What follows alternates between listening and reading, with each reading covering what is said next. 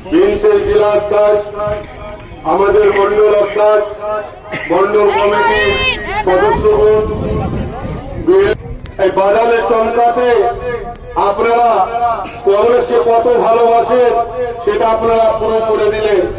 কংগ্রেসের মিনিংটা কি সে লোকটাকে আমি বলতে চাই, তুমি তো 20 বছর ছিল, হাওয়াও নিয়েছ, তার জবাব দিনের পর দিন তোমাকে গ্রাম থেকে আমি গ্রামে আসতাম আর গ্রাম থেকে টাউন যেতাম আর টাউন বাড়ি থেকে গিয়ে পার্টি অফিসে বলা ডিপার্টমেন্টে জেলা স্তরে কাজ করতাম।